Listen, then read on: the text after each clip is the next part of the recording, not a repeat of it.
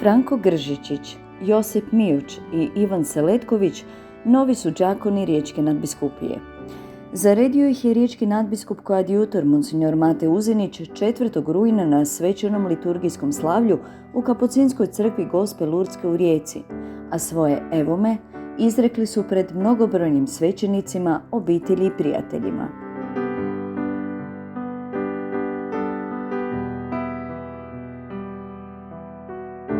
Ređenik je Monsignor Uzinić podsjetio na značenje službe đakonata, istaknuši prije svega služenje. U počecima crkve to je bilo služenje kod stolova, no danas se red đakonata veže uz trostruko služenje Božjem narodu, crkvi. Služenje je to u liturgiji, a vrši se pripremanjem svete žrtve, dijeljenjem Gospodnjeg tijela i krvi vjernicima i popudbine umirućima, presjedanjem molitvama, krštavanjem, prisustvovanjem i blagoslivljanjem vjenčanja i predvođenjem pogrebnih obreda. To je također služenje Božjoj riječi, evanđelju, koje ćete biti pozvani i poslani svakodnevno navješćivati u liturgiji i izvan nje, tumačiti propovijedanjem i poučavati vjeronaukom. Ipak, vaše osobito poslanje kao đakona je služenje djelotvornom ljubavlju svima kojima vas Krist šalje, a On vas šalje svima. Osobito vas šalje siromasima, koji su primarni razlog vašeg postojanja. Moramo imati vremena za ljubav. To je naše poslanje. Zato za nas u crkvi nema i ne smije biti isključenih. Poručuje nadbiskup ređenicima istaknuši misli pape emeritusa Benedikta XVI da vrata vjere koje je Krist otvorio u crkvi moraju ostati otvorena. Molio bih vas, draga mlada braćo, da uvijek vodite računa o tome da iako ne djelujete kao đakon u ime Krista glave, to je nešto što je način djelovanja svećenika, ipak svojim služenjem predstavljate Krista. Ulazite u njegovu službu, a onima koji su u njegovoj službi čovjek i njegovo dobro, kao i njemu samome, trebaju biti na prvom mjestu. Dodao je da je služenje preuzimanje odgovornosti za druge, kako je to i Isus činio za svoje učenike.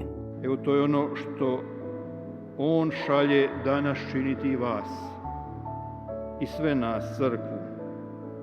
Isus vas s nama zove i šalje služiti, odnosno preuzeti odgovornost za svoju braću i sestre, za ovu našu riječku nadbiskupiju i sve koji s nama žive, za crkvu, za svijet. Hrabrom odgovorite na taj poziv.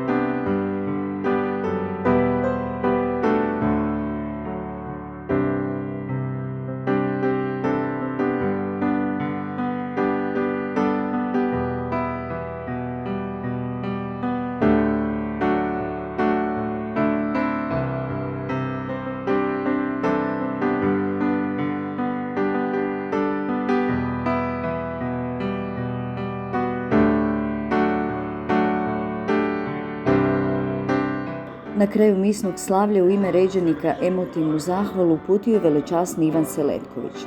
Prvenstveno ju je uputio Bogu za dar života, zatim riječkim nadbiskupima na očinskoj brizi i praćenju, roditeljima i rodbini, sjemenišnim poglavarima i svima koji su ih pratili i nastavljaju ih pratiti na njihovom životnom putu. Velečasni Mioč nedavno je preuzeo službu tajnika riječkog nadbiskupa Ivana Devčića i nastavit će vršiti tu službu. Dok će na službi u župi Svete Ane na Gornjoj Vežici biti velečasni Gržičić, a velečasni Seletković u župi Svetog Antuna Padovanskog na Kantridi. Kroz to sam razmišljao da li sam ja za to, da li ću moći, ali evo Bog je dao snagu i ja sam se odlučio za taj poziv, za to poslanje i evo, dalje je sve u Bogu u ruke. Predajem svoj život, sve što jesam i neka on vodi moj život. To je to. Ja sam sretan i zahvalan Bogu da sam đakon i da će me kroz ovo vrijeme đakonata da će me bolje pripremiti i za ono još veću stepenicu, a to je ređenje za svećeništvo. I evo, stavljam svoje pouzdanje u Boga. I evo, samo želim ići hrabro dalje. Jako radosno i jako zahvalno. Pa prije svega zato što ovo nismo ničime zaslužili. Ovo je čisti Božji dar i mi nismo po ničemu posebni od nekoga drugoga, a Gospodin je evo nas odabrao da ga izbliže slijedimo i da živimo samo za njega. Čestitamo novim đakonima, molimo za njih da svoj pogled uvijek imaju upret prema Kristu i ustraju na odabranom putu da postanu sveti svećenici.